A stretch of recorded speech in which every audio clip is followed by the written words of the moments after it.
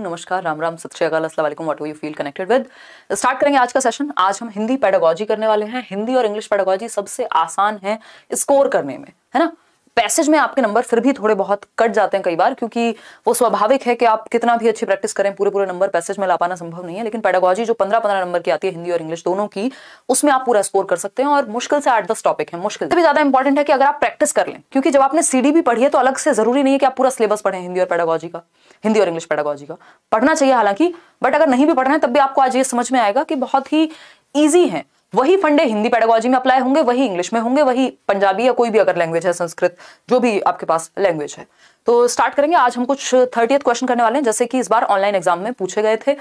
16 दिसंबर से शुरू हुए थे आपके एग्जाम्स, और इसी तरह से हम कुछ क्वेश्चन आपके करते रहेंगे अलग अलग सब्जेक्ट्स के। तो एक बार आ जाइए, फिर हम स्टार्ट करते हैं। और आप पोल में जवाब देंगे तो आपकी बिल्कुल ऑनलाइन एग्जाम की जैसी प्रैक्टिस साथ में होती रहेगी, ठीक है ना। मैम प्रैक्टिस गलत हो रही है बहुत। मनीषा, शुरुआत में गलतियां होना स्वाभाविक है ना। उन गलतियों से सीखना है। और वो जो प्लेलिस्ट है या मैराथन है हिंदी की पूरे 5 सब्जेक्ट्स की अलग अलग लेट्स लर्न पे, वो जरूर देखिए, उससे आपकी कॉन्सेप्चुअल क्लैरिटी बढ़ेगी। स्टार्ट करते हैं आज की कहानी और शुरू करेंगे। आउट ऑफ 30 कितने आप स्कोर कर पाते हैं वो देखिएगा और प्रॉपर समझेंगे एक एक क्वेश्चन को।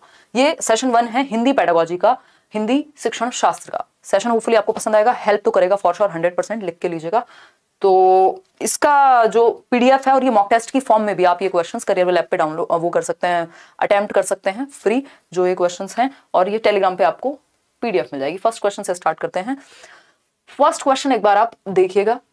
क्वेश्चन नंबर 1 है। अभी हम हिंदी कर रहे हैं, इसी तरह से हम अदर सब्जेक्ट की पेडागोजी भी करेंगे। पढ़िएगा, आसान सा क्वेश्चन है, कोई बहुत मुश्किल क्वेश्चन नहीं है जिसको आप नहीं समझ सकते। देखिएगा, आसान बनाया जाता है चीजों को और हम बनाएंगे। आज आपको एक एक क्वेश्चन इजी लगेगा। अगर हम बात करें क्वेश्चन नंबर 1 की, तो ये कहता है एक भाषा शिक्षिका यानी एक लैंग्वेज टीचर अपनी कक्षा की शुरुआत, आपने लैंग्वेज 1 ली हो, हिंदी 2 ली हो, फर्क नहीं पड़ता यहाँ पे, है ना, सिलेबस सेम है। एक भाषा शिक्षिका अपनी कक्षा की शुरुआत सामान्यतः यानी जनरली सामान्यतः कुछ निश्चित परिस्थितियां देकर, भैया ये सर्टेन सिचुएशंस हैं, कोई कहानी है, कोई प्रश्न पूछना है, कुछ प्रश्न प्रस्तुत करके अपने अनुभव साझा करके उस चीज के आसपास की, उस चीज के संबंध में, यानी उस चीज मतलब जो भी वो स्टोरी सुनाने वाली है, कोई भी चैप्टर शुरू करने वाली है, कोई भी पाठ जो हो वो पढ़ाने वाली है, उसके इर्द गिर्द कुछ निश्चित परिस्थितियां देती हैं, कुछ प्रश्न पूछती हैं, अपने अनुभव शेयर करती हैं। इससे क्या होगा, इसको हम पूर्व ज्ञान को जांचना कहते हैं, या बच्चे के पूर्व ज्ञान से जोड़ना कहते हैं। यानी जो प्रीवियस नॉलेज है, जो ओल्ड नॉलेज है, जो बच्चा जानता है, जो वो लेके आया अपने घर से, उससे आप कनेक्ट कर रहे हैं नए चैप्टर को। ये पढ़ाने का बेस्ट तरीका होता है ना। प्रीवियस नॉलेज टेस्टिंग जैसी चीज आपने लेसन प्लान, पाठ योजना कभी बनाई होगी तो आपको याद होगा। तो पठन पूर्व के कार्य हैं, ये पठन के दौरान के कार्य हैं, निरंतर चलने वाले कार्य हैं, या पठन पश्चात के कार्य हैं। मतलब भाई कक्षा की शुरुआत में पढ़ लीजिए, एक भाषा शिक्षिका अपनी कक्षा की शुरुआत सामान्यतः है कुछ निश्चित परिस्थितियां, प्रश्न या अनुभव के द्वारा कर रही हैं। मतलब शुरुआत भी नहीं हुई है अभी, पठन पूर्व के कार्य हैं, वो पाठ आप पढ़ने वाले हैं, है ना, वो पाठ आप पढ़ने वाले, लेसन अभी स्टार्ट होने वाला है। उससे पहले ये कुछ सवाल हैं जो, या ऐसी कुछ भूमिका बनाना है, रेडी कर रहे हैं। अगर थॉर्नडाइक के नियम को देखें हम, लॉ ऑफ रेडीनेस को, तो ये तत्परता का सिद्धांत पे कहीं ना कहीं बेस्ड है ये क्वेश्चन, कि पहले बच्चों को तैयार तो महसूस कराएं, है ना। तो अगर बच्चा तैयार होगा, नहीं तो फिर वही होगा कि आप घोड़े को कुएं तक ले जा सकते हैं, पानी के पास तक ले जा सकते हैं, पिला नहीं पाएंगे। तो ये जरूरी है कि बच्चा तैयार हो। तो ये पठन पूर्व के कार्य हैं, एक्टिविटीज बिफोर रीडिंग है। इतनी बात क्लियर है, कोई मुश्किल बात नहीं है, बहुत आसान से सवाल हैं। थोड़े आप अगर इनको प्रैक्टिस भी कर लेंगे, सिर्फ प्रैक्टिस सेशंस भी देख लेंगे, तो भी आप बहुत अच्छा कर पाएंगे, ठीक है। प्रीवियस ईयर दिवाली की साफ सफाई में मम्मी ने नौकरानी बना दिया है। कुमारी अगर मम्मी देख रही होंगी ना कंचन, ये तो आज बना देंगे, अब तक बनाया हो ना बनाया हो। देखिएगा एक बार, अगर हम बात करें पठन के दौरान के कार्य, भाई पठन के दौरान तो जब रीडिंग चल रही होगी, ड्यूरिंग रीडिंग अभी तो शुरू ही नहीं हुई है रीडिंग, ठीक। निरंतर चलने वाले कार्य हैं, अभी कहां कुछ चला है, अभी तो शुरुआत है। पश्चात मतलब ये तो आफ्टर रीडिंग हो गया, होमवर्क टाइप, उसकी तो बात ही नहीं हो रही। तो पठन पूर्व के कार्य, ए option is the right answer over here. आगे बढ़ेंगे, नेक्स्ट क्वेश्चन का आप पोल देंगे। ये आप पेपर 1, पेपर 2, लैंग्वेज 1, लैंग्वेज 2 सबके लिए काम की चीज है, ठीक। देखिएगा एक बार, क्वेश्चन नंबर 2 है प्राथमिक स्तर पर यानी प्राइमरी लेवल पर पठन योग्यता का आकलन करने के लिए निम्नलिखित में से कौन सा विकल्प सबसे अधिक उपयुक्त है, यानी कौन सा एक ऑप्शन है जो बेस्ट है यदि आप प्राइमरी लेवल पर पठन योग्यता का आकलन कर रहे हैं, यानी असेस कर रहे हैं, आकलन कर रहे हैं, जांच रहे हैं कि बच्चों की रीडिंग एबिलिटी कैसी है प्राइमरी लेवल पर। ज्यादा अंतर नहीं आता, यहां प्राइमरी नहीं भी लिखा होता तब भी आंसर यही होता। ठीक है ना। तो प्राथमिक स्तर पर पठन योग्यता का आकलन कि बच्चों की रीडिंग एबिलिटी कितनी है, कैसी है, इसी क्वेश्चन को इंग्लिश में बदल के दे देगा, दैट्स इट। इसलिए मैं ट्रांसलेट करके डिस्कस करती हूं कि आपके सामने यही क्वेश्चन जब इंग्लिश में आए, क्योंकि सिलेबस अलग नहीं है, हिंदी इंग्लिश पेडागोजी का सब सेम है, यानी लैंग्वेज पेडागोजी का। प्राथमिक स्तर पर पठन योग्यता का आकलन, वर्णमाला की पहचान करके, ये क्वेश्चन कितनी बार, इतना रिपीटेड क्वेश्चन है, इतना रिपीटेड क्वेश्चन है, मतलब मोस्ट रिपीटेड क्वेश्चन कह सकते हैं। ये हर बार, लगभग हर बार पूछा जाता है, ये क्वेश्चन भर भर के पूछा जाता है ना। ये 5 स्टार वाला क्वेश्चन है, ठीक। वर्णमाला की पहचान करना, मे बी विराम चिन्हों का ज्ञान कि कहां कौन सा विराम चिन्ह लगाना है, पाठ को समझना या पठन में प्रवाह। एक बात बताइए, आप पठन योग्यता का आकलन करें, देखना इसमें गलती की होगी ज्यादातर लोगों ने। पोल दिखाओ कितने लोगों ने कौन सा आंसर किया है। चलो बहुत बढ़िया, ए ऑप्शन कह रहे हैं 56% लोग, मतलब सबका जवाब गलत है। सही का कितना है दिखाना जरा। चलिए भगवान की दुआ से 32% लोग हैं जिनका उत्तर सही है, बाकी सब जो हैं वो 68% लोग गलत आंसर दे रहे हैं। और ये हमेशा रिपीट होता है क्वेश्चन और हमेशा गलती करते हैं आप हर साल इसमें। वर्णमाला की पहचान, मान लीजिए मुझे वर्णमाला की पहचान है कि अ कौन सा है, क कौन सा है, सब पहचान है, पढ़ के समझना नहीं आता, पॉइंटलेस हो गई रीडिंग, है ना। तो वर्णमाला की पहचान नहीं चलेगा। विराम चिन्हों की पहचान है और समझ में अर्थ आता नहीं है, फिर मैं क्या बन जाऊंगी, चतुर रामलिंगम बन जाऊंगी, 3 इडियट वाली, कि मेरा ध्यान समझने पे नहीं है, अर्थ निर्माण पे फोकस नहीं है, मुझे समझ में कुछ आया नहीं लेकिन मैंने सब कुछ पढ़ दिया। तो पाठ को समझना ये सबसे ज्यादा महत्वपूर्ण होता है, इसको अर्थ निर्माण कहते हैं। दूसरे शब्दों में हर साल इसी को घुमा करके अर्थ निर्माण पूछा करता था, लेकिन आपको घुमा दिया आंसर ने। सिर्फ 32% लोग सही उत्तर दे पाए। अर्थ निर्माण, पाठ को समझना, पठन में प्रवाह, आप बहुत फ्लुएंटली पढ़ लेते हैं, प्रवाह से पढ़ते हैं, समझ में कुछ आता नहीं है, तो ऐसे बच्चे को रट्टू तोता कहेंगे, ठीक ना। तो प्राथमिक स्तर पर हो चाहे कोई भी स्तर हो, यहां पर पठन योग्यता का आकलन करने के लिए निम्नलिखित में से कौन सा विकल्प सबसे अधिक उपयुक्त है। यानी आप जांचना चाहते हैं कि बच्चे में रीडिंग एबिलिटी है कि नहीं है, तो उस केस में सबसे ज्यादा जरूरी है कि आप सबसे पहले यह जांचेंगे कि पाठ को समझना, बच्चा पाठ को पढ़ के समझ पाता है कि नहीं, अर्थ निर्माण, मीनिंग मेकिंग हो रही है कि नहीं हो रही है। इंग्लिश में भी ये क्वेश्चन आता है as it is, meaning making हो रही है कि नहीं है। अर्थ निर्माण अगर नहीं कर पाएगा तो कितनी भी प्रवाह से पढ़े, कितनी भी अच्छे ढंग से कॉमा की और फुल स्टॉप की जानकारी हो, कितनी भी बढ़िया वर्णमाला के रट्टे लगाए हो, सब व्यर्थ हो जाएगा। तो C option is the right answer. इसी बात पे आप करेंगे खुश होकर के लाइक शेयर, और अपने दोस्तों के साथ भी शेयर इसलिए करेंगे क्योंकि ये फ्री के नंबर है, हिंदी इंग्लिश पेडागोजी या लैंग्वेज पेडागोजी के, बहुत आसान है। अगर आपने सीडी भी पढ़ी हुई है, थोड़ा सा दिमाग आप लगाएंगे, चुटकियों में उड़ा जाएंगे क्वेश्चन, ठीक। क्वेश्चन नंबर 3 है संप्रेषणीय भाषा शिक्षण में, यानी जब आप कम्युनिकेशनल लैंग्वेज टीचिंग की बात कर रहे हैं, है ना, कम्युनिकेटिव लैंग्वेज टीचिंग, इंग्लिश में भी सेम रहता है, CLT कहते हैं इसको, याद होगा आपको इंग्लिश पेडागोजी के अगर आपने एक भी चैप्टर पढ़ा है, CLT कम्युनिकेटिव लैंग्वेज टीचिंग, यानी कम्युनिकेशन बेस्ड लैंग्वेज टीचिंग, जिसमें बच्चे को कम्युनिकेशन करना आ जाए, में प्रमुख रूप से ध्यान दिया जाता है। किस बात पे ध्यान दिया जाता है, बताइए बताइए बताइए। फर्स्ट ऑप्शन है शिक्षार्थियों को सहज वक्ता के रूप में बोलने के लिए प्रोत्साहित करने पे, जो कि बात गलत नहीं है, कि बच्चा नेचुरली अपने आप को एक्सप्रेस कर पाए, इसके लिए आप क्या करेंगे, एनकरेज करेंगे। ठीक लग रही है बात, अभी के लिए मार्क कर लेते हैं। बी ऑप्शन है लक्ष्य भाषा के रूप पर केंद्रित होकर के। लक्ष्य भाषा होती है टारगेट लैंग्वेज, इंग्लिश में इसको कहते हैं टारगेट लैंग्वेज, मतलब जिस भाषा को आप स्कूल में सिखाना चाहते हैं। आप एक इंग्लिश मीडियम स्कूल में पढ़ रहे हैं, वहां टारगेट लैंग्वेज क्या है, इंग्लिश है। आपकी मदर टंग मातृभाषा क्या है, हो सकता है हिंदी हो, पंजाबी हो, गुजराती हो, कुछ और हो। तो लक्ष्य भाषा के रूप में केंद्रित होना ये नहीं होता। कम्युनिकेटिव लैंग्वेज टीचिंग में आपका फोकस रहता है बच्चा कम्युनिकेट करे, ये नहीं है कि आपकी भाषा में कम्युनिकेट करे या जिस भाषा में आप चाह रहे हैं उसमें कम्युनिकेट करे, वो पहले अपने आप को व्यक्त तो करे, तो ये तो गलत हो जाएगा। शिक्षार्थियों, ये होता है आपका डायरेक्ट मेथड में, जिसको आई थिंक हिंदी में डायरेक्ट को जो भी कहेंगे एक बार लिख के बताना मेरे को। डायरेक्ट मेथड वो हिंदी में भी होता है और इंग्लिश में भी, तो वो डायरेक्ट मेथड में होती है आपकी ये टारगेट लैंग्वेज की, कि आप इंग्लिश मीडियम स्कूल में तो आप इंग्लिश ही बोलेंगे, वो है। शिक्षार्थियों को संप्रेषणीय दक्षता प्रदान करने पर, यह बात भी सही है कि बच्चों को एटलीस्ट वो बेसिक कम्युनिकेटिव एबिलिटी तो हो उनमें कि वो अपने आप को एक्सप्रेस कर पाए, जरूरी है, ठीक है ना, क्लियर है बात। फिर आता है डी ऑप्शन, अभ्यास एवं प्रयोग द्वारा उच्चारण पर। उच्चारण पे फोकस नहीं है, यहां कम्युनिकेट करने पे फोकस है, उच्चारण थोड़ा बहुत इधर उधर जाएगा, चल जाएगा, ठीक है ना। तो यहां पे 2 ऑप्शन हमें सही लग रहे हैं। ऐसा पेडागोजी में होता है टाइम्स के जब सही लगते हो, ठीक है ना। प्रत्यक्ष विधि कहते हैं उसको, बिल्कुल आकांक्षा सही बता रहे हो आप, डायरेक्ट मेथड को। तो ये तो प्रत्यक्ष विधि की बात हो रही है, इसको तो हटा दिया हमने सीन से। अब हमारे पास या तो सी है या तो ए है। तो संप्रेषणीय भाषा शिक्षण में प्रमुख रूप से ध्यान दिया जाएगा कि बच्चे को सहज वक्ता के रूप में एनकरेज किया जाए, बात ठीक है। शिक्षार्थियों को संप्रेषणीय दक्षता प्रदान करने पर ऑप्शन सी को आपके CBSE ने सही माना है, हालांकि ए गलत नहीं था, है ना। कोई व्यक्ति अगर आपको एक ही गलत बात कहे कि ये गलत है, गलत नहीं है ये, बट क्योंकि बोर्ड ने आंसर सी कंसिडर किया है इसलिए सी सही है। सी भी गलत नहीं था, ए भी गलत नहीं था यहां, क्योंकि बच्चे कम्युनिकेट कर पाए सहज रूप से अपने आप को, इस चीज के लिए प्रोत्साहित किया जाता है। बट यहां पे ये बात कर रहे हैं कि जब हम कम्युनिकेटिव लैंग्वेज टीचिंग की बात कर रहे हैं तो हम बच्चे को दक्ष बनाएं कि एटलीस्ट वो अपने आप को एक्सप्रेस कर पाए। इसको एनकरेज तो तब करोगे ना जब उसके अंदर वो दक्षता हो, तो इसलिए ज्यादा बेटर ऑप्शन सी को मान लिया। अदरवाइज ए गलत नहीं था बट इसके सामने वीक हो गया, तो C option is the right answer.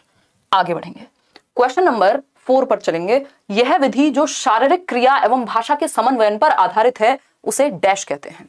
बताइएगा फटाफट से, कौन सी विधि की बात हो रही है जो शारीरिक शारीरिक क्रिया एवं भाषा के समन्वयन पर आधारित है।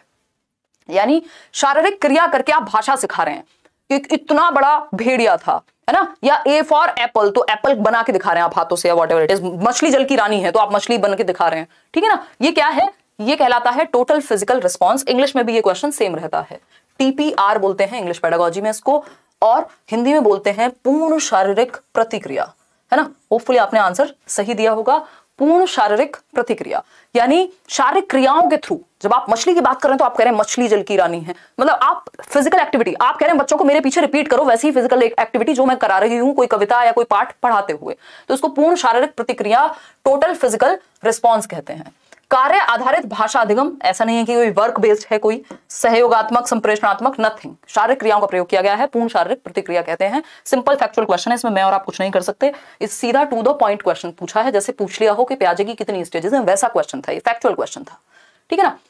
क्वेश्चन नंबर 5 देखिएगा एक बार, क्वेश्चन नंबर 5 देखिए फटाफट से और जवाब दीजिए। बुनियादी साक्षरता, जो बेसिक लिटरेसी की हम बात करते हैं, एवं संख्या ज्ञान, जो आपका नंबर नॉलेज है एक तरह की, कि पूर्व अपेक्षित शर्तें क्या हैं। मतलब जब आप बेसिक लिटरेसी की बात कर रहे हैं या न्यूमरेसी स्किल्स की बात कर रहे हैं, तो उसमें फर्स्ट प्री रिक्वेस्ट क्या है, शर्त क्या है, बताइएगा।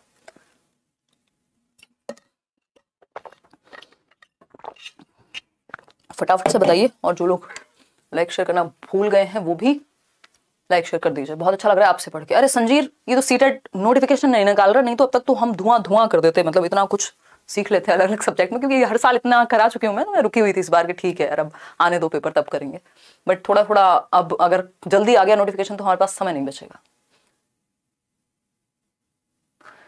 देखिएगा, अगर हम बात करें बुनियादी साक्षरता की, तो इसमें पता नहीं आप लोग कौन सा आंसर सही मान रहे हैं, बट सुनना, बोलना एवं अंक गणित, सीधा अंक गणित की बात नहीं हो रही, बेसिक न्यूमरेसी स्किल्स, जोड़ घटाना, कुछ बातों में आप बेसिक कैलकुलेशन सीख जाएं, सीधा अंक गणित नहीं।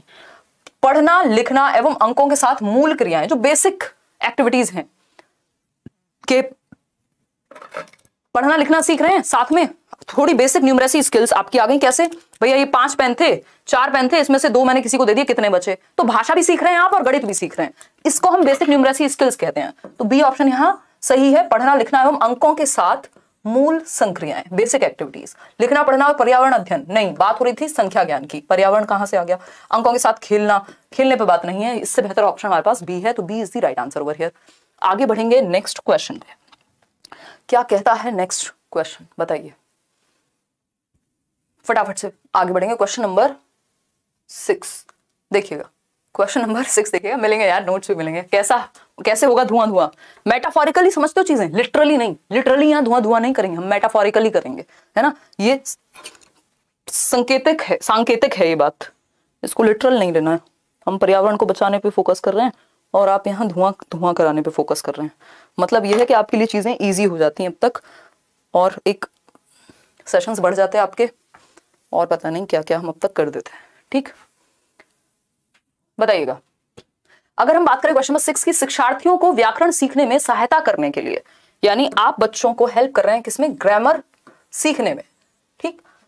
हमारे द्वारा डिजाइन किए गए कार्य के संबंध में निम्नलिखित में से कौन सा विकल्प सबसे अधिक उपयुक्त है। यानी जब आप ग्रामर पढ़ा रहे हैं, बच्चे को व्याकरण सिखा रहे हैं, तो कौन सा तरीका सर्वाधिक उपयुक्त माना जाएगा, सबसे बेहतर माना जाएगा, बताइएगा फटाफट से, तभी हम आगे बढ़ेंगे। वह कार्य अर्थपूर्ण होना चाहिए, बिल्कुल सही बात है भाई, कोई भी काम अगर आप ग्रामर क्या किसी भी चीज को सिखा रहे हैं, व्याकरण छोड़िए, तो अर्थपूर्ण होना चाहिए, मीनिंगफुल होना चाहिए, बात तो ठीक लग रही है। वह सबसे अधिक जानकारी देने वाला होना चाहिए। अब यहाँ पे रूल्स पे फोकस है, जानकारी पे फोकस थोड़ी, सूचनाएं तो बहुत सारी अवेलेबल है दुनिया में। फिर आता है सी ऑप्शन, वह कार्य अध्यापक के दृष्टिकोण से उद्देश्यपूर्ण होना चाहिए। भैया अध्यापक के दृष्टिकोण से अध्यापक के लिए पढ़ा रहे हैं, बच्चों के लिए पढ़ा रहे हैं। फिर आता है डी ऑप्शन, उसका कोई सामाजिक उपयोग नहीं होना चाहिए। क्या बुरा हो जाएगा अगर समाज के लिए उपयोगी होगा तो? नहीं, एक ही उत्तर सही है, वह कार्य अर्थपूर्ण होना चाहिए, मीनिंगफुल होना चाहिए, जिसमें साथ में बच्चा क्या सीख जाए, व्याकरण भी सीख जाए। ठीक है ना? तो संदर्भ में व्याकरण सिखाने पे हमारा फोकस रहता है, रटवाने पे नहीं कि आपने कोई कहानी सिखाई, सुनाई, पढ़ाई और उसी में से कुछ कुछ व्याकरण की चीजें सीख ली। मान लीजिए आप कोई कहानी सुना रहे थे, उसमें बता दिया आपने कि ये जो बच्ची थी ऋचा, मान लीजिए, तो ये ऋचा क्या है, नाउन है, संज्ञा है। तो आपने संदर्भ में व्याकरण को सिखा दिया, अलग से रूल्स, अलग से नियमों को रटवाया नहीं। इसी को अर्थपूर्ण कहेंगे। क्वेश्चन नंबर 7 देखिएगा, व्याकरण अनुवाद विधि में नहीं है, नॉट पूछा है।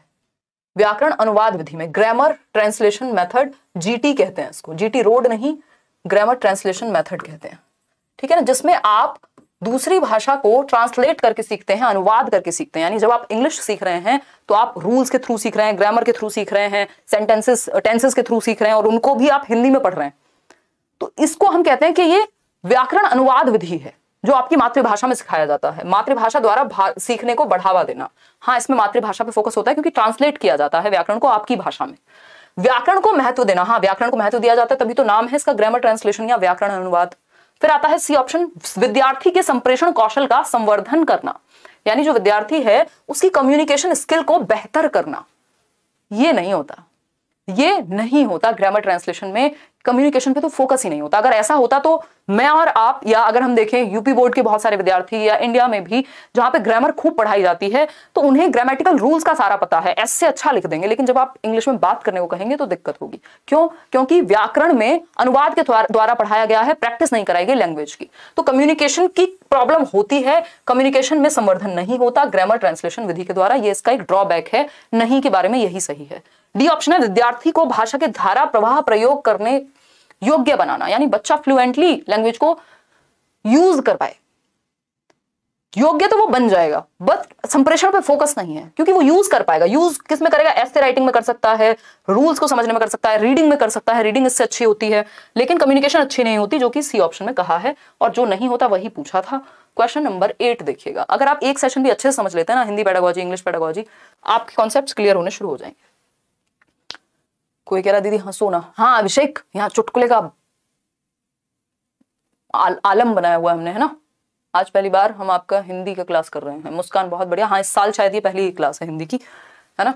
देखिएगा एक बार क्वेश्चन नंबर 8 देखिए, निम्नलिखित में से कौन सा सत्य नहीं है, यानी गलत है।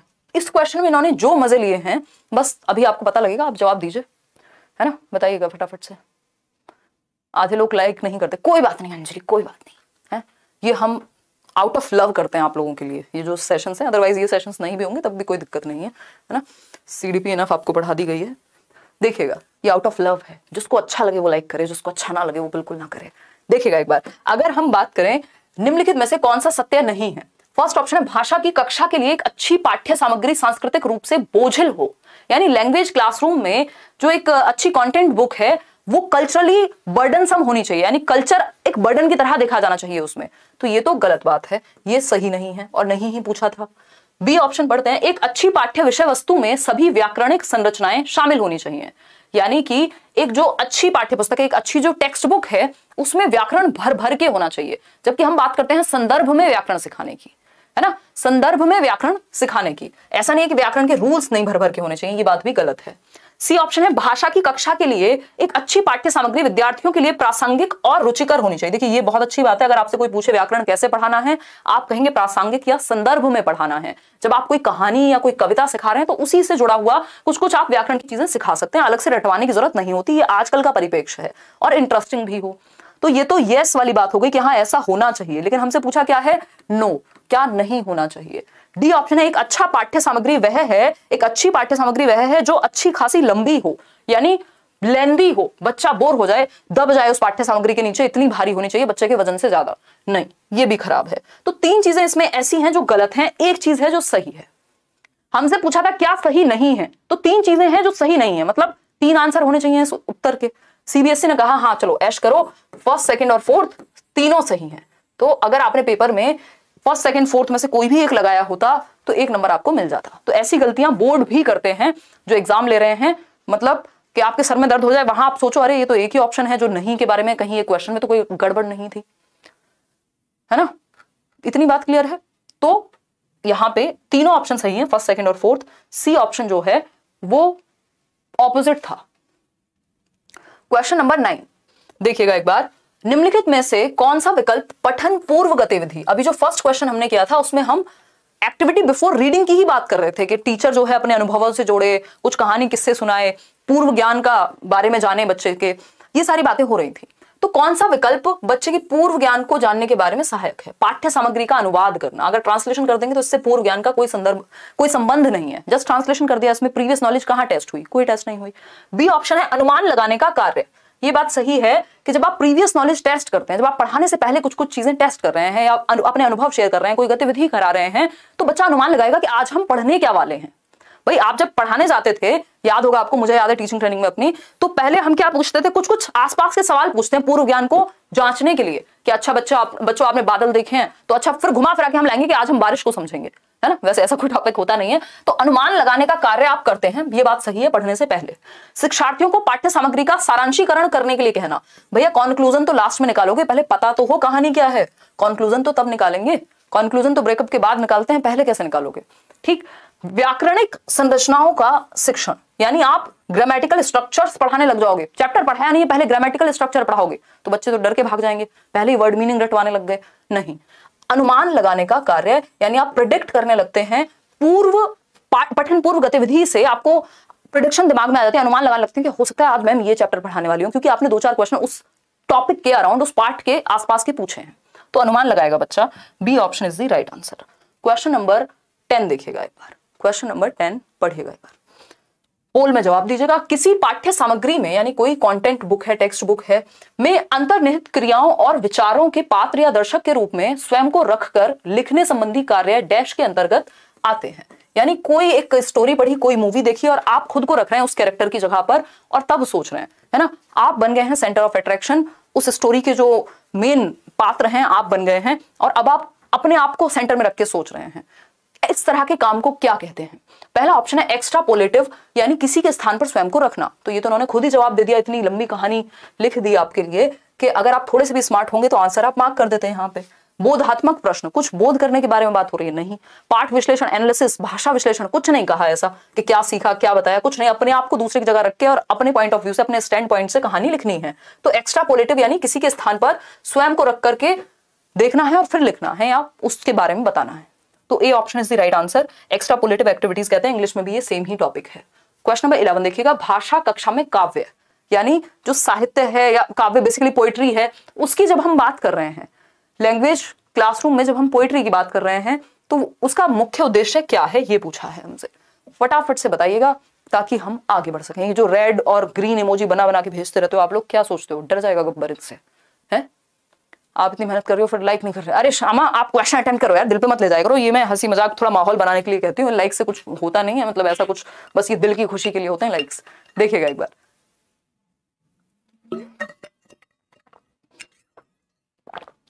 देखिएगा, अगर हम बात करें किसकी, किसी की बात मत करिए आप, सो जाइए, एक नींद ले लीजिए। देखिएगा, अगर हम बात करते हैं भाषा कक्षा में काव्य की, तो इसमें आपके सामने चीजें आ चुकी हैं। भाषा कक्षा में काव्य यानी जब आप पोइट्री की बात कर रहे हैं तो वैसे ही पढ़ाना चाहिए जैसे गद्य पढ़ाया जाता है। गद्य और पद्य आपको पता है, गद्य में कहानियां या साहित्य वगैरह वो होता था जो बेसिकली जिसको हम प्रोज कहते हैं। पोइट्री हम पद्य में लाते हैं, काव्य पद्य का हिस्सा है, कोई कविता है, कोई और इस तरह का जो गा के सुनाई जाने वाली चीज है जिसमें लय, सुर, लय, ताल वाली चीजें हो। तो गद्य की तरह थोड़ी पढ़ाएंगे, स्टोरी को अलग तरह से पढ़ाया जाता है और कविता को अलग तरह से पढ़ाया जाता है। कविता तो गा गा के भी सुनाई जाती है, उसका तो वाचन अलग तरह से होता है। कवि का विस्तार से परिचय देने के बाद ही पढ़ाना चाहिए। अब जरूरी थोड़े छोटे बच्चे हैं उनको तो आप ट्विंकल ट्विंकल लिटिल स्टार, मछली जल की रानियां सुना रहे हैं, पहले ये थोड़ी बताएंगे किसने लिखी थी, फिर उनके बारे में कहानी सुनाएंगे, खत्म हो जाएगा मामला। सी ऑप्शन है समझने, सराहना करने और आनंद लेने के लिए। बात सही है कि बच्चा समझे, उसकी सराहना करे, यानी काव्य में ब्यूटी होती है, जब आप सुनते हैं तो आपको मजा आता है, वो एक कहानी, कविता, शेर, शायरी, व्हाटएवर इट इज। तो समझने, सराहना करने और आनंद लेने के लिए, है ना, आनंद लेने के लिए, ठीक है ना, क्लियर है बात। डी ऑप्शन है कवि और कविता के बारे में अधिक है, ऐसा कुछ भी नहीं है। तो काव्य किस लिए होता है? आप सराहना करें, आप आनंद लें उस चीज के, आप उसको अप्रिशिएट कर पाए, ठीक? तभी आप देखते हैं गीत हो गए या फिर रामायण भी जब वो गा करके पाठ के रूप में चलती है तो आपको मजे आते हैं उसमें, मतलब आप अच्छा महसूस करते हैं, आनंद लेते हैं, है ना, नॉट लिटरली मजे। तो C option is the right answer. Question number 12 पर चलेंगे। थोड़ा सा बड़ा क्वेश्चन है, लेंदी है, बट आसान है अगर आप थोड़ा सा पढ़ने की कोशिश करेंगे। क्वेश्चन नंबर 12 देखिएगा, हम 30 क्वेश्चंस करने वाले हैं। एक भाषा शिक्षक विद्यार्थियों के आकलन के दौरान, यानी जब आप एज अ लैंग्वेज टीचर बच्चों को असेस कर रहे हैं, टेस्ट ले रहे हैं उनका, विद्यार्थियों के बारे में जानकारी संकलित करता है, तो आप बच्चों के बारे में इंफॉर्मेशन को क्या करेंगे? इकट्ठा करेंगे। यह करती है क्यों? आखिर क्यों? पहला ऑप्शन है तकनीकी शब्दावली तथा भाषा द्वारा विद्यार्थियों को प्रतिपुष्टि देने के लिए। आपको जस्ट टेक्निकली वोकैबुलरी उनके दिमाग में भरनी है? नहीं। शैक्षणिक एवं सह शैक्षणिक पहलुओं से जुड़े विविध उपकरणों एवं प्रविधियों का उपयोग करना। यह बात सही है कि आप स्कोलेस्टिक और को स्कोलेस्टिक, करिकुलर और को करिकुलर एक्टिविटी से जुड़ी हुई ऐसे उपकरणों का प्रयोग करेंगे बच्चे को आप होलिस्टिक रूप में, कॉम्प्रिहेंसिव रूप में, व्यापक रूप में, सतत एवं व्यापक मूल्यांकन की बात हो रही है, जान सकें। बी ऑप्शन सही लग रहा है। फिर भी सी ऑप्शन देखेंगे, उनके निष्पादन के आधार पर यानी उनकी परफॉर्मेंस के आधार पर उन्हें उत्कृष्ट, औसत एवं कमजोर श्रेणी में वर्गीकृत करना, यानी बच्चों को लेबल करना कि ये बेस्ट है, ये एक्सीलेंट है, ये वीक है, ये नहीं करना होता, बच्चे को लेबल नहीं करना होता। भाषा की कक्षा में अधिक से अधिक शिक्षण सहायक सामग्री के उपयोग के उद्देश्य के लिए, ऐसा नहीं कि सिर्फ टीचिंग लर्निंग मटेरियल के चार्ट ज्यादा से ज्यादा भर दो क्लास में, है ना, टीचिंग लर्निंग मटेरियल का फुल यूज करो, ज्यादा से ज्यादा करो, ऐसा भी नहीं है। तो बी ऑप्शन सबसे बेहतर है, बच्चे की भलाई में है कि आप आकलन इसलिए करते हैं ताकि आप बच्चे को होलिस्टिकली, सर्वांगीण रूप से आकलन कर सकें उसका, और उसके अंदर की जो क्षमताएं हैं उनको बाहर लेकर के आ सकें। क्वेश्चन नंबर 13 देखिएगा, बहुत ही प्यारा सा सवाल। क्या पूछा है? पाठ्यक्रम के दौरान शिक्षार्थी की कठिनाइयों, यानी बच्चे को जहां डिफिकल्टी महसूस हो रही है, उनके ज्ञान में रिक्तता, जहां कमी रह गई है, रिक्तता बोले तो गैप, ठीक है, और गैप बोले तो आपके दिमाग में गैप सुनते ही डायग्नोज करना आना चाहिए, डायग्नोस्टिक टेस्टिंग आनी चाहिए, है ना, ये दिमाग में बिठा लीजिए आप। डायग्नोज को हिंदी में क्या कहते हैं? अब वो बता दे तो फिर तो आप आंसर मार्क कर देंगे, है ना, आप तो फिर आंसर मार्क कर देंगे। हिंदी अगर बता दी तो ऐसे कैसे चलेगा? अच्छा राहुल, जान गए हम आप सैदपुर से हैं, बहुत गलती हो रही, कोई बात नहीं, आप फिर भी नहीं हंसी, हंसने की बात तो होनी चाहिए, है? देखिएगा एक बार, अगर हम बात करें क्वेश्चन नंबर 13 की, तो ये कहता है जब आप पाठ्यक्रम के दौरान, जब आप सिलेबस पढ़ा रहे हैं, सिलेबस करा रहे हैं, उस टाइम पे जो कठिनाइयां आ रही हैं बच्चों को, या जहां गैप्स हैं तथा कौशल में कमी, जो भी स्किल में उनकी वो लैक कर रहे हैं, जहां पर भी, को ज्ञात करने के लिए एक परीक्षण विकसित किया गया है, यानी एक टेस्ट बनाया गया है ताकि आप बच्चे के गैप्स को जान सकें, तभी तो फुलफिल करेंगे। भाई पहले बच्चे की प्रॉब्लम पता होगी तब तो आप उसको ठीक करेंगे। तो इसको उपलब्धि परीक्षण नहीं कहते। उपलब्धि परीक्षण तो अचीवमेंट टेस्ट होता है, जिसमें बस ये पता चलता है कि कितना अचीव किया है। जब गैप की बात हो रही है तो ये निदानात्मक परीक्षण है, यानी ये डायग्नोस्टिक टेस्ट है, यानी रिक्तियों का पता लगाया जाएगा। और इस डायग्नोस्टिक टेस्ट, निदानात्मक परीक्षण के बाद रेमेडियल टीचिंग यानी उपचारात्मक शिक्षण होता है। याद रखिएगा, हमेशा पहले निदान होगा, फिर उपचार किया जाएगा, उपचारात्मक शिक्षण बाद में होगा। अगर आपको बुखार है 10 दिन से, तो आप पहले टेस्ट करा के पता लगाएंगे परेशानी क्या है, बाद में उस रिपोर्ट के आधार पर आपके लिए दवाइयां लिखी जाएंगी। क्लियर बात है? ठीक है ना। ये प्रवीणता परीक्षण है कि मास्टरी कितनी हो गई है, श्रेणी परीक्षण नथिंग। तो D option is the best answer over here. आगे बढ़ेंगे क्वेश्चन नंबर 14 पर। देखिएगा ये क्या कहता है। पोर्टफोलियो के बारे में एक क्वेश्चन आता ही है।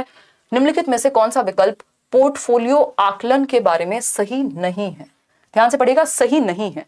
3 इडियट वाले कान खड़े करेंगे, ध्यान से देखेंगे। सही नहीं है क्या पूछा है, ये बताना है आपको, ये नहीं कि जो सही है। कोई कह रहा है मेरे पास भी सेम शर्ट है, ठीक है, बहुत अच्छी बात है, इससे ज्यादा अच्छी बात मैंने आज तक नहीं सुनी है। देखिएगा एक बार, अगर हम बात करें किस चीज की, क्वेश्चन नंबर 14 की, अभी 15 क्वेश्चन और है, इस पे फोकस कर लो। धनंजय धन्यवाद। देखिए, ओहो हो, आज तो मैं ज्यादा ही एनर्जी में, अपने ही हाथ में चोट लगी। देखो, अगर हम बात करते हैं निम्नलिखित में से कौन सा विकल्प पोर्टफोलियो आकलन के बारे में सही नहीं है। पोर्टफोलियो में बेसिकली बच्चे की सारी अचीवमेंट्स, उसकी सारी चीजें होती हैं जो उसके बारे में अच्छाइयां हैं, जो भी उसने स्पेशल किया है। पोर्टफोलियो जैसे आप देखते हैं कि मॉडलिंग करने के लिए लोग बनवाते हैं, फोटो खिंचवाते हैं सुंदर सुंदर, ऐसे बच्चे का पोर्टफोलियो बनाया जाता है जिसमें पिक्चर फॉर्मेट में या कोशिश की जाती है जो भी उसके बारे में उसकी अचीवमेंट्स हैं उन सबको एक साथ आकलित करके, संग्रहित करके रखा जाए। बेसिकली प्रोग्रेसिव रिपोर्ट है। पोर्टफोलियो आकलन विद्यार्थियों के अधिगम के प्रमाण प्रदान करता है, ऐसा नहीं है। पोर्टफोलियो आकलन विद्यार्थियों के अधिगम के प्रमाण प्रदान करता है। हाँ सही बात है कि बच्चा कैसे सीख रहा है उससे पता लगेगा, आपको प्रमाण मिल जाएगा उस पोर्टफोलियो फाइल में, ठीक है। यह विद्यार्थियों को अधिक स्वतंत्र बनाने में सहायक है। हाँ, क्योंकि बच्चे को फीडबैक मिलेगा तो वो अपने आप में अपने ही लिए उसको फीडबैक मिलेगा तो वो बेहतर सीखेगा इंडिपेंडेंटली। दोनों बातें सही है, बट पूछा क्या है जो सही नहीं है। यह विद्यार्थियों के चिंतन को पोषित करता है तथा अपने अधिगम की स्वयं निगरानी करने में सहायक करता है। यानी बच्चा अपने आप ही अपने जो लर्निंग है और अपनी जो थिंकिंग प्रोसेस है उससे रेगुलेट कर पाएगा, अपनी लर्निंग प्रोसेस को दिशा दे पाएगा। सही बात है। फिर तो एक ही ऑप्शन बचता है जो गलत होगा। अब ऐसा तो है नहीं, पांचवा ऑप्शन तो यहाँ हो नहीं सकता, फिर भी पढ़ेंगे। पोर्टफोलियो आकलन विद्यार्थी के अधिगम का एक बार में किया जाने वाला आकलन है। ये एक बार में नहीं होता, over the period of time, अलग अलग महीने में, अलग अलग टाइम पे, और ये अलग अलग क्लासेस में भी आपका ट्रांसफर हो सकता है। तो ये डी ऑप्शन है कि एक बार में नहीं होता, over the period of time होता है, समय के साथ होता है, डी ऑप्शन। क्वेश्चन नंबर 15 देखिएगा, व्याकरण की कक्षा में हमें पहले, यानी जब आप ग्रामर पढ़ रहे हैं तो हमें क्या करना चाहिए, व्याकरणिक रूप कैसे बनते हैं इसकी व्याख्या करनी चाहिए। कौन सा नियम कहां से आया, नियम तो समझ नहीं पाते, कहां से आया ये समझा दो, बच्चे को चक्कर आ जाएंगे, बेचारा बेहोश हो जाएगा। बी ऑप्शन है, सामान्य चर्चा के द्वारा व्याकरण के रूप में प्रस्तुत करने चाहिए। यानी नॉर्मल डिस्कशन में डिस्कस करते करते संदर्भ में आपने रूल्स भी बता दिए। हाँ, अच्छी बात लग रही है सुनने में। अनियमित रूपों की व्याख्या करनी चाहिए, मतलब एवं जो अलग अलग रूप हो सकते हैं किसी नियम के, पहले नियम आया नहीं है, बच्चों को आप उसको और कंफ्यूज कर दो डिफरेंट चीजें बता के। उनके सामाजिक कार्यों का वर्णन करना चाहिए, जी नहीं। सामान्य चर्चा के द्वारा व्याकरण के रूप में प्रस्तुत करना चाहिए, यानी नॉर्मल डिस्कशन हो रहा है क्लासरूम में, बच्चे कोई स्टोरी पढ़ रहे हैं और वहीं व्याकरण संदर्भ में, प्रसंग में, प्रासंगिक रूप से व्याकरण कॉन्टेक्स्ट में सिखाना है व्याकरण, ना कि रटवाना है। तो B option is the right answer. तो ये आपका एक पेपर का डिस्कशन खत्म हुआ। अब आते हैं 15 क्वेश्चन और हैं। इसमें पेपर 1 पेपर 2 दोनों के मिक्स्ड क्वेश्चंस हैं, लैंग्वेज 1 लैंग्वेज 2 दोनों के मिक्स्ड क्वेश्चंस हैं। फटाफट से आंसर कीजिएगा, सिलेबस चेंज नहीं हुआ है। अगर आप इन क्वेश्चंस को प्रैक्टिस करना मिस करते हैं तो आप बहुत बड़ी गलती कर रहे हैं, है ना। क्यों? क्योंकि सिलेबस सेम है, ऑनलाइन के पेपर हैं, पेपर 1 पेपर 2 सबके लिए सब कुछ सेम है, लैंग्वेज 1 लैंग्वेज 2 पेडागोजी सेम है सबकी।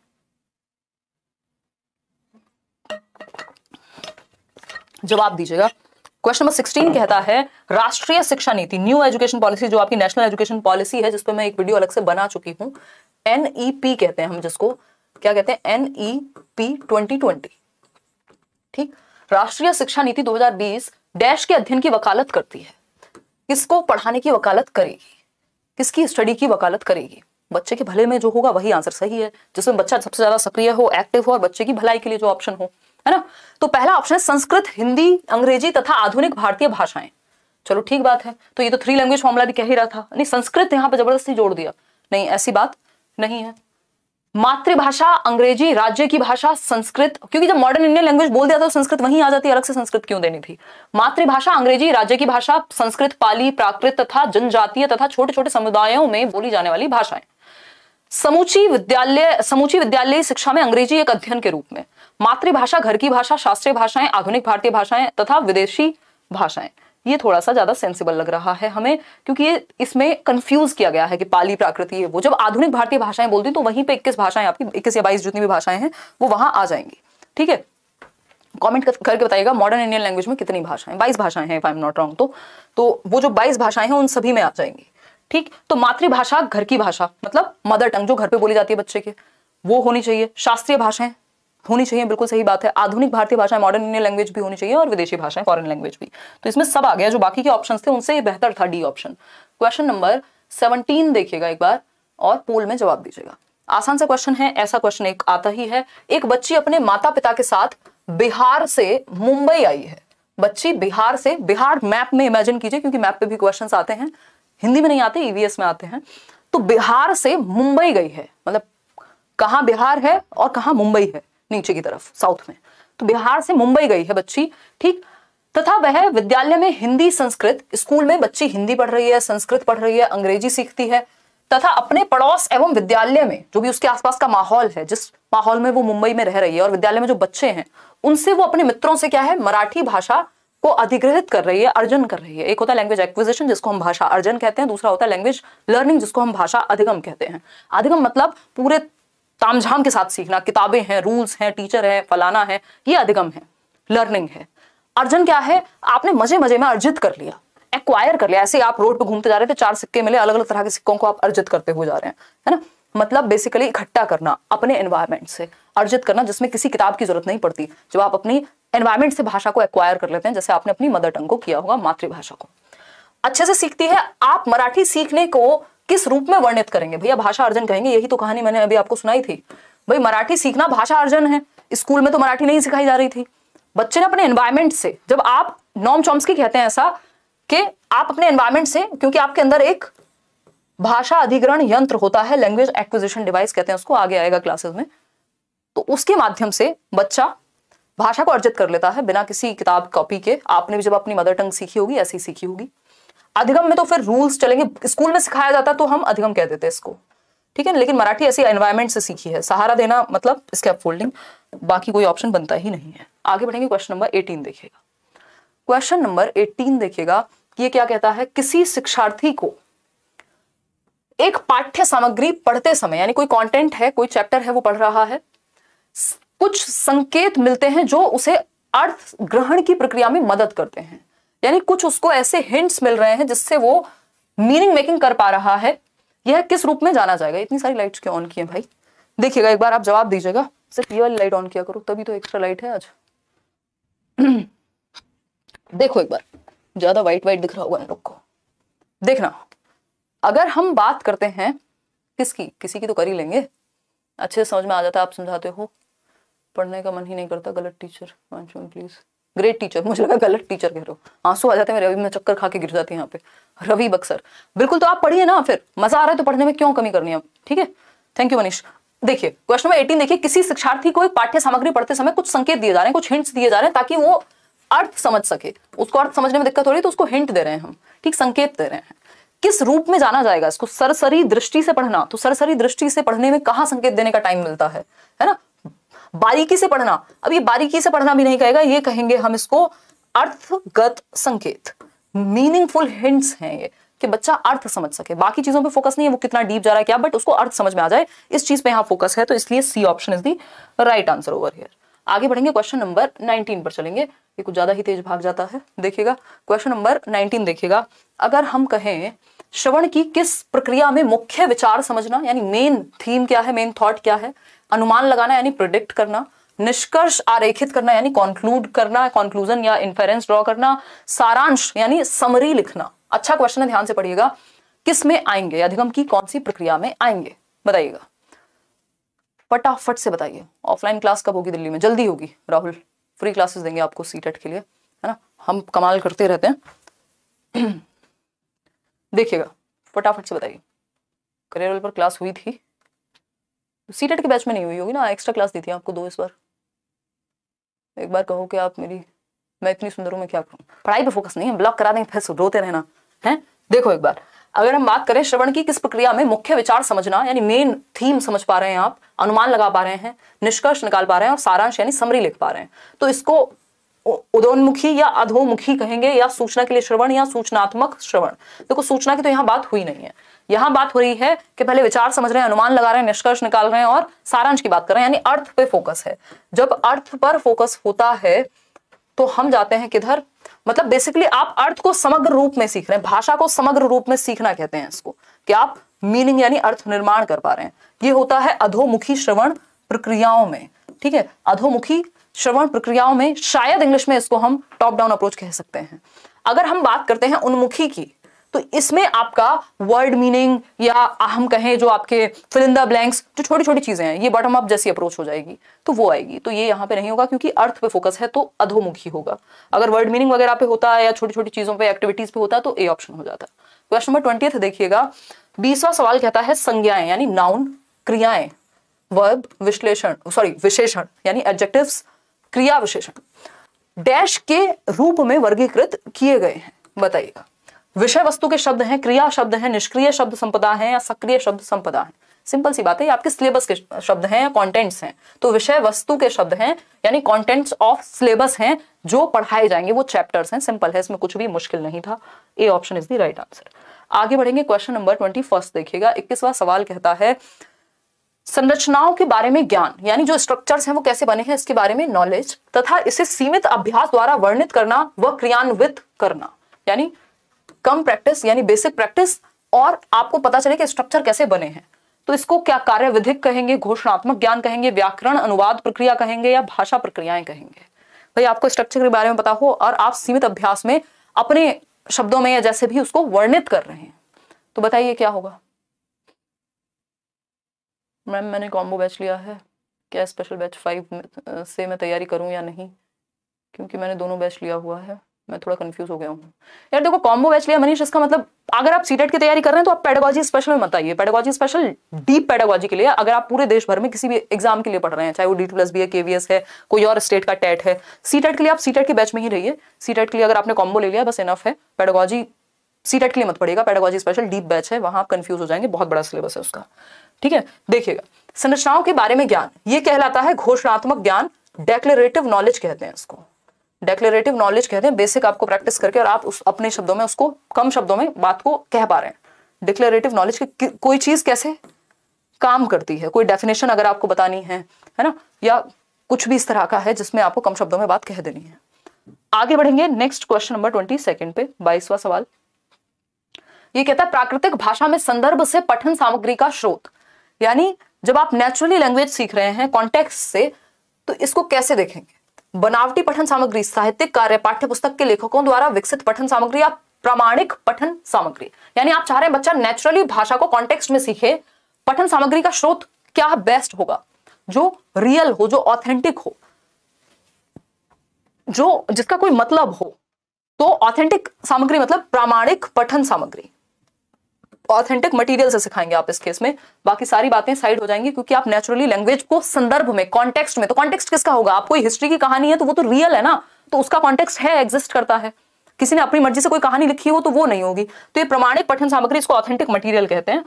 आगे बढ़ेंगे क्वेश्चन नंबर 23 पर, निम्नलिखित में से कौन सा भाषा आकलन के बारे में सही है? यानी जब आप लैंग्वेज को असेस कर रहे हैं, आकलन कर रहे हैं, टेस्ट कर रहे हैं, तो कौन सी एक बात सही होगी? आकलन के विषय में क्या सही है? शिक्षार्थियों की उपलब्धि यानी अचीवमेंट, वो मैटर नहीं करेगी, नहीं तो आप फर्स्ट सेकंड लाने पे फोकस करेंगे। शिक्षार्थियों के व्याकरणिक ज्ञान का आकलन, यानी जो बच्चे की कौन सी ग्रामेटिकल नॉलेज है वो भी मेन नहीं होती। शिक्षार्थियों की भाषाई निपुणता का आकलन, हाँ ये एक बार को फिर भी हो सकता है कि भैया मास्टरी कितनी है लैंग्वेज पे, यह पता करना कि शिक्षार्थियों को क्या नहीं आता है। ये उद्देश्य नहीं है कि क्या नहीं आता है, ये है कि कितने निपुण वो हो गए हैं, इसलिए आप आकलन कर रहे हैं। और कितने निपुण हुए उससे आपको अपने आप पता चल जाएगा क्या नहीं आता है, कहाँ काम करने की जरूरत है। तो सी ऑप्शन ज्यादा बेहतर है, नेगेटिव की तरफ नहीं जाते हम, बच्चे की भलाई की तरफ जाते हैं। क्वेश्चन नंबर 24 देखिएगा, निम्नलिखित में से कौन सा भाषा की कक्षा में त्रुटियों के विषय में सही है? त्रुटि मतलब एरर्स, एरर्स पे एक क्वेश्चन आता ही है निश्चित रूप से, चाहे वो सीडीपी हो, बाल विकास हो, चाहे वो पेडागोजी हो। बताइएगा एक बार, फटाफट से बताइएगा, फिर हम आगे बढ़ेंगे। बताइएगा, ईवीएस भी करेंगे जल्दी, डोंट वरी। शुरू में पेडागोजी बिल्कुल समझ नहीं आती थी, बट आपसे पढ़ के सबसे ज्यादा पेडागोजी समझ में आने लगी है। बहुत बढ़िया संजीव, यही चाहिए, इसीलिए जी रहे हैं हम। क्यों खड़े हम रात को इतनी यहाँ पे? नहीं तो इतना कुछ तो करा ही दिया चैनल पे। पोल पहले आ जा रहा है, कोई बात नहीं अमित, पहले से कोई दिक्कत नहीं है, बाद में नहीं आना चाहिए। क्वेश्चन नंबर 24 की अगर हम बात करते हैं तो कौन सी त्रुटियां या एरर्स के बारे में कौन सी बात सही है? त्रुटियां शिक्षार्थियों तथा शिक्षक दोनों के लिए सीखने के क्षेत्र और प्रतिपुष्टि हैं। बिल्कुल सही बात है, गलतियों से टीचर और लर्नर दोनों को बहुत कुछ सीखने को मिलेगा, इंपॉर्टेंट है, विंडो के रूप में काम करती हैं। शिक्षार्थी जब भाषा का प्रयोग करते हैं तब भी के तभी त्रुटियों को सुधारना चाहिए, नहीं पहले भाषा को अभिव्यक्त करने देना चाहिए उनको, बाद में त्रुटियां सुधर जाएंगी। त्रुटियां केवल शिक्षक के लिए सीखने का क्षेत्र है, नहीं भाई बच्चे के लिए भी है। त्रुटियां द्वितीय भाषा में प्रथम भाषा के हस्तक्षेप का संकेत है। जरूरी थोड़ी है कि तभी गलतियां होंगी आपसे जब आप दूसरी भाषा सीख रहे हैं, पहली में भी हो सकती है, तो ये तो कोई नीडेड नहीं है, या ऐसा नहीं है जरूरी कि जब भी कोई गलती कर रहे हैं तो आप दूसरी भाषा की वजह से कर रहे हैं।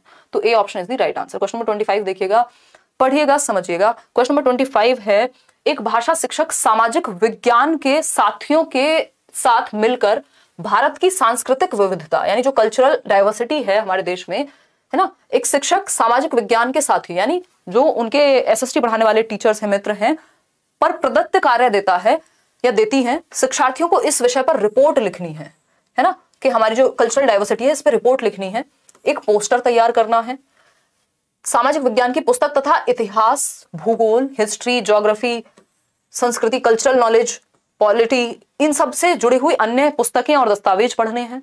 भाषा अधिगम की यह प्रक्रिया क्या कहलाती है? मतलब लैंग्वेज का टीचर है और उसमें उन्होंने एसएसटी को जोड़ दिया और एसएसटी को जोड़ के एक रिपोर्ट बनाने को कहा, एक रिपोर्ट लिखने को कहा, पोस्टर बनाने को कहा, तो ड्राइंग भी इसमें ऐड हो गई, रिपोर्ट लिखने को कहा तो राइटिंग भी इसमें ऐड हो गई। जब वो पढ़ेगा उसके बारे में तो हिस्ट्री भी, ज्योग्राफी भी जानेगा या जानेगी बच्ची, कल्चरल नॉलेज का पता लगाएगा, पॉलिटी का पता लगाएगा, मतलब लगभग हर सब्जेक्ट में भाषा को विद्यमान कर दिया। इसको हम LAC लैक कहते हैं, लैक लाख रुपए वाला नहीं, this is language across curriculum, Hindi में क्या कहेंगे या आप पहचानेंगे। मैं आपको साथ में ट्रांसलेट करके इसलिए बता रही हूँ कि अगर आपकी इंग्लिश की भी तैयारी यहाँ साथ में हो रही है, आप कंफ्यूज नहीं हो सकते ऐसे क्वेश्चंस में, अगर आपको बाइलिंगुअली पता होंगी चीजें। सामाजिक विज्ञान में भाषा, ये सिर्फ सामाजिक विज्ञान में नहीं है, लैंग्वेज की अपने आप में लगभग ये हर सब्जेक्ट में फैल गई है। सामाजिक विज्ञान का प्रदत्त कार्य नहीं। समूची पाठ्यचर्या में भाषा, yes, this is language across curriculum, यानी आपके करिकुलम के अन्य सब्जेक्ट से भी जब आपने जोड़ दिया भाषा को तो ये लैंग्वेज अक्रॉस करिकुलम कहलाता है। भाषा लेखन का विकास, जी नहीं, तो C option is the right answer. आगे बढ़ेंगे क्वेश्चन नंबर 26 पर, पढ़िएगा एक बार, 4 क्वेश्चंस और हैं आपके। एक शिक्षार्थी नए व्याकरणिक रूपों को सीखते समय पहले से सीखे हुए व्याकरणिक नियमों को आधार बनाता है, यानी जो नियम उसको पहले से आते थे उनको वो आधार बनाता है और नए नियम सीखता है, यानी प्रीवियस नॉलेज से कनेक्ट करके न्यू नॉलेज को जोड़ करके समझने की बात करता है। अच्छी बात है, मतलब अपने संज्ञान का इस्तेमाल कर रहा है। संज्ञानात्मक युक्तियां हैं, मेटा कॉग्निटिव युक्तियां यानी परासंज्ञानात्मक युक्तियां हैं, आकृति आधारित हैं या सहयोगात्मक है, ना तो यहाँ हेल्प की बात हुई है ना आकृति की बात हुई है, तो या तो ये ए होगा या तो ये बी होगा। ये ऐसे एलिमिनेट करना जरूरी है ऑप्शंस को। अगर हम बात करें, एक विद्यार्थी नए व्याकरणिक रूपों को सीखते समय पहले से सीखे हुए व्याकरणिक नियमों को आधार बनाता है, यानी जो उसको आता था उसको उसने यूज कर लिया। ऐसा नहीं कि कुछ प्लान किया, कुछ रिव्यू किया और समथिंग लाइक दैट, ऐसी थिंकिंग अबाउट थिंकिंग बात नहीं हो रही है, मेटाकॉग्निटिव नहीं है। सीडीपी से ज्यादा हार्ड है, कैसे इसका पेडागोजी सही होगा? नवाज, अभी आप पहला सेशन है ये, है ना। अगर आप किसी के 10 साल की मेहनत को या 1 साल की मेहनत को, 6 महीने की मेहनत को अपनी 2 दिन की मेहनत से कंपेयर करेंगे तो आपको खराब ही लगेगा अपने बारे में। तो जब ये पहला सेशन है हिंदी पेडागोजी का, मैंने आपको बताया कि आप लेट्स लर्न पे ही हिंदी पेडागोजी की प्लेलिस्ट देख लीजिए, या फिर आप मैराथन सेशन देख लीजिए हिंदी पेडागोजी का जो मैंने कराया हुआ है, उसके बाद ये क्वेश्चंस अटेम्प्ट कीजिएगा, आपकी चीजें ईजी हो जाएंगी। 2-4 दिन प्रैक्टिस कीजिए मेरे साथ। पहले दिन या शुरुआत में सब कुछ मुश्किल ही लगता है ना, तो ऐसा नहीं कि उससे मुश्किल है, वो आपने पढ़ी इतने अच्छे से है, इतनी बार हम डिस्कस कर चुके हैं, तो वो आपको इजी लगने लगी है सीडीपी। मेटाकॉग्निटिव युक्तियां, जी नहीं, इसमें संज्ञानात्मक युक्तियां हैं। ये क्या है? कॉग्निटिव स्किल्स हैं, आपके दिमाग की स्किल्स वो यूज कर रहा है, अपनी थिंकिंग, रीजनिंग, प्रॉब्लम सॉल्विंग, इन सब का इस्तेमाल किया है उसने। क्वेश्चन नंबर 27 देखिएगा। क्वेश्चन नंबर 27, एक शिक्षार्थी सीमित समझ के साथ एक पठन सामग्री को पढ़ पाती है, यानी जितनी उसकी लिमिटेड नॉलेज है उसके साथ वह पठन सामग्री को बहुत अच्छी तरह पढ़ पाती है, लेकिन बहुत अच्छे से पढ़ रही है। अवबोधन कार्य को अपने बड़े भाई की सहायता से करती है, जो भी इसको जहां पे भी दिक्कत आ रही है वहां बड़े भाई की सहायता लेगी। तो शिक्षण अधिगम का यह अभ्यास क्या कहलाएगा? इसको हम मचान कहते हैं वाइगोस्की की भाषा में, इसको हम पाड़ कहते हैं वाइगोस्की की भाषा में, इसको हम ढांचा कहते हैं वाइगोस्की की भाषा में, और इन तीनों का एक नाम है जिसको हम स्कैफोल्डिंग यानी टेम्परेरी हेल्प यानी अस्थायी मदद कहते हैं, कि जहां जरूरत पड़े हिंट, क्यूज, नॉन एग्जाम्पल्स, आप हाफ सॉल्व प्रॉब्लम, इस तरह की चीजें। तो ये सहारा मिलना, क्योंकि वो बड़े भाई से हेल्प लेके कर रही है यहाँ जहां वो अटकती है, तो इसको स्कैफोल्डिंग कहेंगे। और इसमें ऐसा कुछ भी नहीं है, बस अभी आप भाषा से अवगत नहीं है ना हिंदी पेडागोजी की, इसलिए आप अनकंफर्टेबल हो रहे होंगे। क्वेश्चन नंबर 28 देखिएगा। क्वेश्चन नंबर 28 देखिएगा, क्या कहता है क्वेश्चन नंबर 28? ये कहता है वह कार्य जो शिक्षार्थियों को शब्दों की आकृतियों से जुड़ने, अर्थ निकालने तथा प्रयोग में सहायता करता है, यानी आप शब्द कैसे बनाए जाते हैं उससे जुड़ने, उसका अर्थ क्या हो सकता है उससे जुड़ने, ठीक है ना। कुछ मत लो अनुराग, जो कराया जा रहा है उतना ले लो आप, कोई अलग से किताब मत खरीदो, सारे क्वेश्चंस यहाँ करा दिए जाएंगे। व्याकरण सीखने में, और नोट्स भी मिल जाएंगे आपको हर सब्जेक्ट के, हर मींस लगभग सीडीपी के, ईवीएस के, हिंदी के, इंग्लिश पेडागोजी के और मैथ्स पेडागोजी की भी दे देंगे, कोशिश करेंगे, तो टेंशन नहीं लेनी, मस्त रहो, कुछ मत खरीदो, सब मजे करो। अच्छा सना, कोई बात नहीं, अब अच्छे से समझ में आएगा आपको। अगर हम बात करें वह कार्य जो शिक्षार्थियों को शब्दों की आकृतियों से जुड़ने, अर्थ निकालने, प्रयोग करने की बात करें, तो व्याकरण सीखने में संप्रेषणात्मक कार्य है, अर्थ ग्रहण करने के लिए भाषा सीखने का कार्य है, व्याकरण सीखने के लिए संरचनात्मक कार्य है, या कार्य विधिक व्याकरण सीखना है। शब्दों की आकृति, अर्थ निकालने तथा प्रयोग करने, तो व्याकरण सीखने में संप्रेषणात्मक कार्य है, अर्थ ग्रहण करने के लिए भाषा सीखने का कार्य है। बताएंगे आप फटाफट से, फिर हम आगे बढ़ेंगे। कोई बात नहीं, पहला ही दिन है, इतना परेशान होने की कोई बात नहीं है इसमें, है कि नहीं? देखिएगा,